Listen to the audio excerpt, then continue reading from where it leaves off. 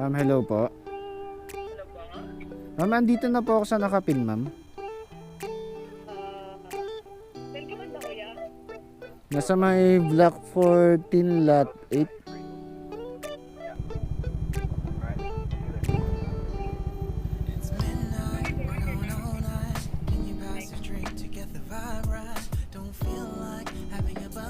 Opo, kasya po yan. Na-adjust po yan eh. Ayan pa. Napaisip tuloy si ma'am saan sasakay. Pasahero na namimiss nyo araw-araw. Masasanay na lang din yung rider. May masungit, may mabait. Masungit, may mabait. Meron pala tawa. Meron naman simula sa may pag-pick up ko, masayahin na siya hanggang sa makarating kami ron. Buong biyahe namin tawa lang siya ng tawa. I've been feeling nothing lately when without you. I know that something special made me think about you. About you, you, you. About you, you, you.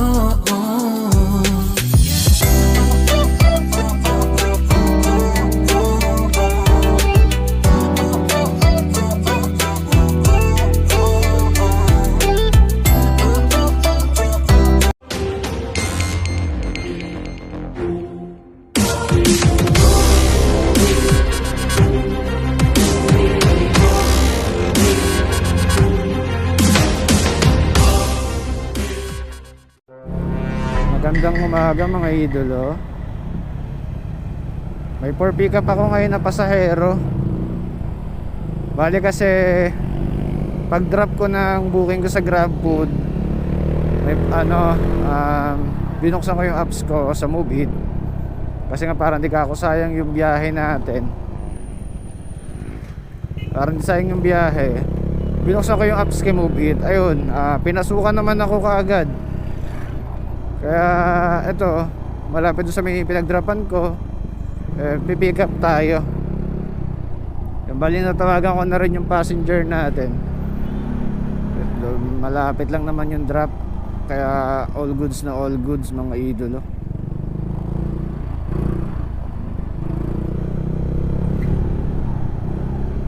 Malapit na ako sa nakapin location.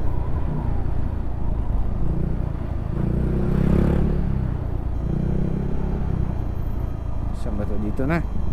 Dito na tayo rito. Try natin ipaprank yung passenger natin. Paano kami magkakasya rito sa upuan. Alright. Tawagan natin.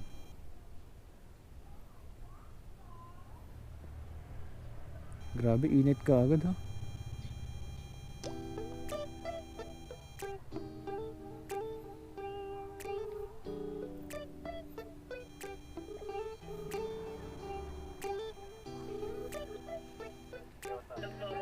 Hello po. Ma'am, andito na po ako sa nakapin, ma'am. Saan ka banda, kuya? Nasa may block 14 lot 8. Anong lot po ba kayo, ma'am? Sa kabilang street. Opo. At even yung number ng bahay dito, ma'am, di ba?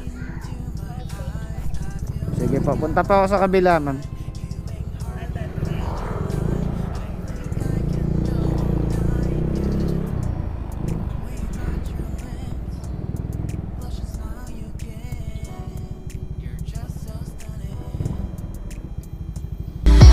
I've been feeling nothing lately when without you.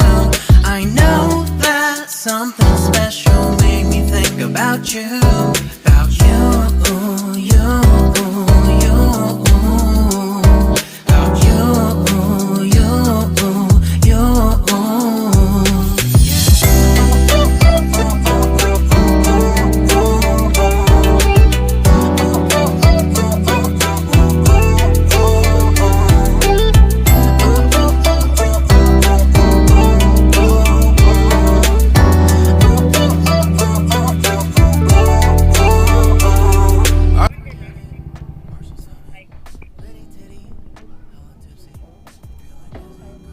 po, kasya po yan. Na-adjust po yan eh. Ayan pa. Napaisip tuloy si ma'am saan sasakay.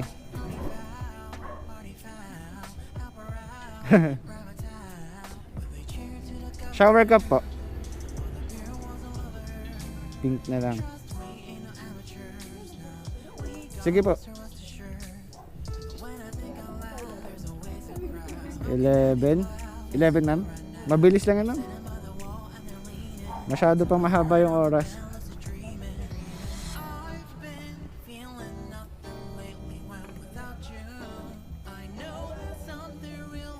Sige po.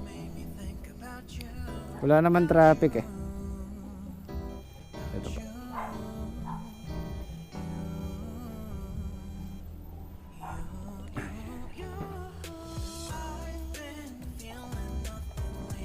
Intercom connected. Bye-bye. Sige po.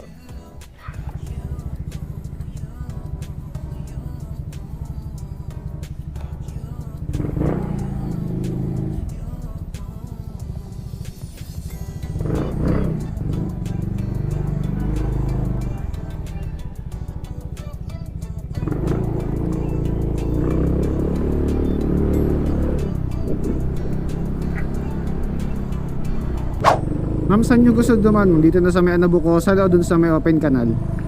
Ikaw kuya, pwede naman po sa open canal if hindi po siya traffic. Para diretso-diretso ka Okay na po, lang. sige ma'am.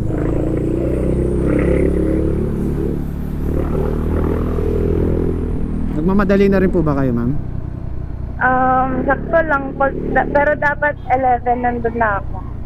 Malilate na ako pag ano. Kaso mga 11:30 pala nakalagay dito. No, Oo, ayun ma'am. 11:30. Hindi, joke lang. 8:53 ma'am. Si kuya. Ano, maaga pa naman.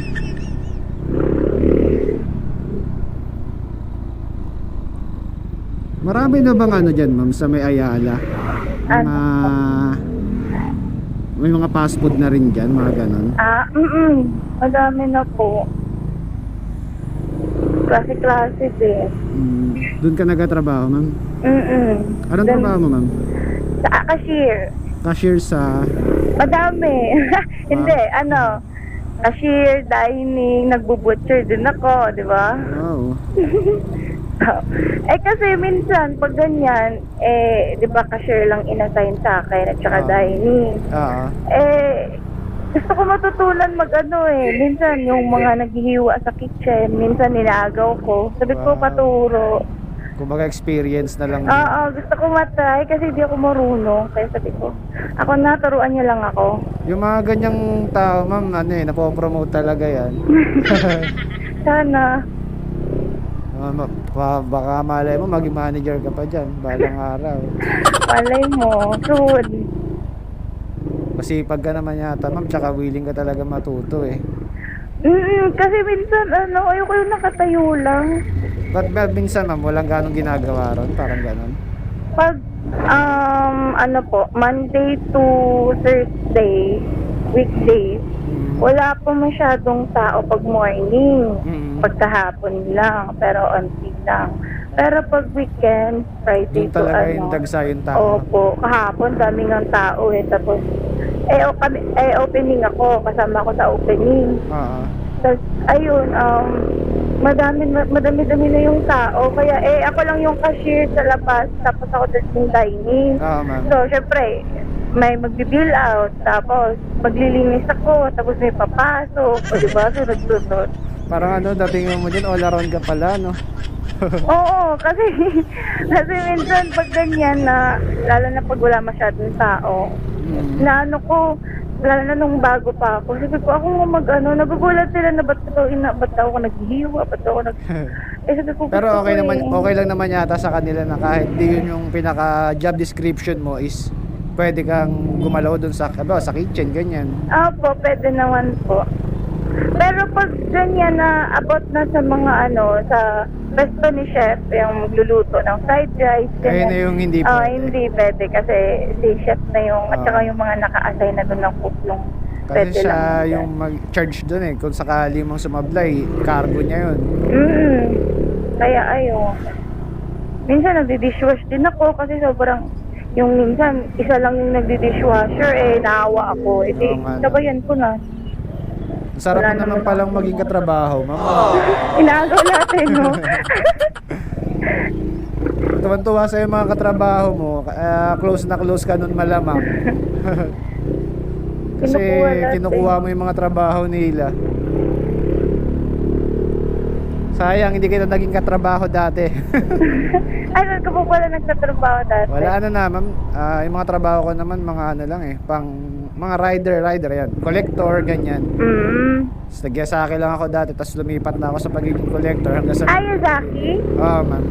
Ako, nag-apply din ako sa Yazaki. Tapos, ayun, nakapasa naman ako. Doon ako naka-assign sa TNGA. Alam mo yan? Hindi ko na ano eh, kung anong production yan. Matagal ka ba sa Yazaki? Hindi. Ay, hindi. Bago lang kasi yung TNGA eh.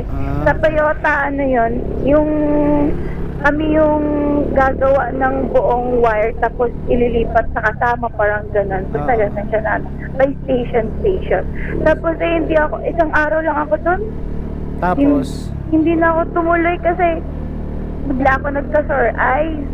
Tapos bumalik yung sipon ko, upo. Ayun ano yun pagtapos ng New Year, yung pasukan ulit. Ayun. umalis ka na kaagad sa ESA. Oo, kasi really pwede ko kaya talaga doon. Kasi bawal upuan talaga doon Oo nga, ma'am, tayuan talaga. Matagal din ako doon. Naging apprentice ako doon, tsaka reliever eh. Hindi matagal din pala Hayahay lang ako nung naging reliever na ako. Kasi nung apprentice ako, as in pumutok yun dito ko sa daliri. Oo, saan ka po pala na-assign, kuya? Naglalagay ako ng mga protector. Una naging taping ako, pero nung patapos na yung contract ko sa pagiging apprentice, nilipat ako ng boss ko dun sa may nag-ano ng mga protector, sa may finishing na. Ang hirap, pumutok talaga dito as in. Oo, kasi ang ano kuya, kami, yung naka-assign sa akin, lahat yun, maglalagay ka ng tape, ilalagay mo yung basta may ilalagay yung injector, yung parang basta ang dami namin ginawa, no? Tapos ang sakit sa kamay, lalo na pag hindi ka sanay. Totoo. So, ang sakit sobra sa kamay yung mga wire. Oo. Kaya kailangan may ginagamit sila nung parang yung dito lang sa finger na Akin nilalagyan ko dati ng tape, yung daliri ko. Nung nasa, rin ako nagsusuksok din ako ng wire dun sa may protector. Oh, ayun, gano'n. Sa basi kung tawagin. Pero naikot ko rin eh.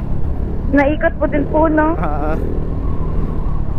Gaya mo, sinubukan ko rin yung mga ginagawa ng iba para naman may alam ako dun sa mga Para if ever naililipat ka, alam mo na po, no? Kasi kinukuha nila minsan gagawin kang helper. Ayun, gaya nung na-reliever nga ako, ginawa na akong helper. Hayahay lang.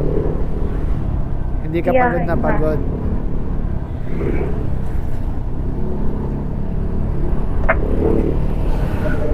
Tapos, hindi pa fix yung sweldo doon kasi pwede ka mag-OT, di ba? Tapos ang laki pa ng OT doon. Oo, kaya sarap mag-OT doon. Oo. Kaya nga sabi ng iba na ganyan, nakakapagod nga. Pero diba naman sa OT pag Yun nga.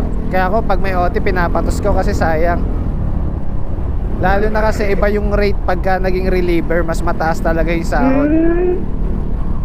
Kaya yun yung na-experience ko, parang ang sarap lang dun maging reliever. Tapos na-recommend ako for regular. Tinry ko, ang hirap nga lang ng exam nila. Mahirap? Oo, 2 beses ako nag-try, bumagsak ako eh. Tapos hindi ka na nag-try? Hindi na. Ibig sabihin siguro hindi para sa akin yung trabaho na yun.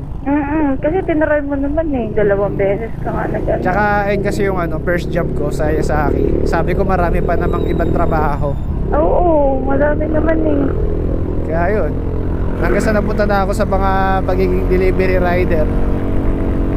Pero malaki din ang sweldo niya sa ganito, kuya, no? Ano ba? Malaki ba yung sweldo niya sa ganito? Oo ma'am, depende na sa sipag namin. Lumalampas pa kami ng 1,000 pataas. Di ba? Sa isang araw lang Sa isang yun? araw. Kaya nga yung pag-Yazaki, hindi ko makukuha yung 1,000 na yun. Eh dito, kayang-kaya ko kuhain yung 1,000 pataas. Ang ano nyo lang talaga dito, yung init. Yan, init, pag umulan, tsaka yung Minsan, disgrasya oo, sa ayun. kalsada. Ayun yung di maiwasan. Tapos, yung ano, tawag yun yung pagsakain nyo, nalilit kayo sa kain. Oo. Ang Madalas oras mangyari. Kasi minsan priority mo sila. Lalo na pag pinasukan ka, tas oras na ng kain, obligado kang takbuhin. Buti kuya, hindi ka pa naka-experience na yung mga pasahero mo na ganyan, na nagagalit pag ang tagal mo or ano. Wala pa naman, ma'am. Tas okay lang, ma'am, naka-vlog ako? Ako, okay lang. Okay lang. Sama kita sa vlog ko ngayong araw. Yun, sinasabay-sabay ko, dinidiskartehan ko lang. Hanggat kaya kumita sa ano, sasabay ko talaga. Mahirap din yung ibang pasahero na ganyan eh, no? Oo, pero meron talagang ano, pasahero na mainitin yung ulo. Minsan nga sa biyahe ko, naka-mic kami. Hindi kami nag-usap niyan hanggang mahatid ko siya sa kanila. Oo?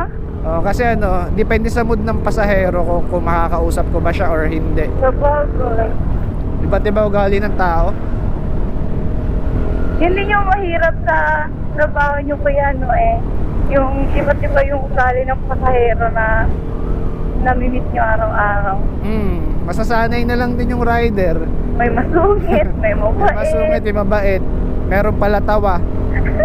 Meron naman simula sa may pag-pick up ko, masayahin na siya hanggang sa makarating kami ron. Buong biyahe namin tawa lang siya ng tawa. Masayahin pala siya eh. Oo. Kaya nga tuwan-tuwa ako pag may mga pasahero ko na ang lakas maka good vibes. Siyempre nawawala din yung pagod mo. Alam mo yung pagod na pagod ka. Yan nga, totoo. Ganyan, ang init-init pa or umuulan. Tapos siyempre yung pasahero mo, ganyan good Oo vibes nga. lang. Hindi mo mararamdaman yung ano eh. Miski nga traffic, di mo maiintindi. Hindi mo maramdaman na, uy, nandito na pala tayo. Mabilis lang kung tutuusin. Kasi nalibang ka eh. Kumbaga yung attention mo na wala dun sa pagmamadali mo. Pero Tapos ang bilis ending na lang. late siya. Yun lang. Ay. Na late pala eh, no? Doon yun sa kabila, mama, no? Ako. Epic pala, magiging late pala yung resulta niya. Tapos dating sa trabaho, minura ka. Kinausap lang pala ako noon. Nalito. Kasalanan ni kuya to. Kasalanan. Sinigisig ka. Diba? Kagaya niyan, ma'am, ang bilis lang natin, no? Ano? Minsan, kabadong-kabado ako pag ganyan. Lagi ka ba nag-ano, ma'am? Nag-umubit? Yes po.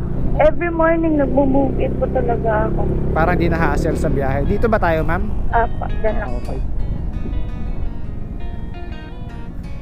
Diba? Ang bilis ng biyahe. Bitin pa sa kwentuhan. Saan ka bababa, ma'am, dito? Apa. Dyan po. Wait lang. 99 po. Sige, ma'am. Salamat. Ingat po. Ay, may tip pa pala to. Ay. 105. 105 yung binigay ng passenger natin. So, ang sarap ko kwentuhan ni ma'am. Lakas din maka good vibes. Kala ko seryoso siya kanina eh. Pero mabait. Nakakwentuhan pa natin. Tapos may tip pa tayo. All goods na all goods. So dito na ako mag-aantay ng susunod na booking natin. Pero yung episode natin ngayon, dito ko natatapusin mga idolo. Alright, so yun. Salamat sa pagsama ninyo. Hanggang sa susunod nating mga episode mga idolo. Peace out.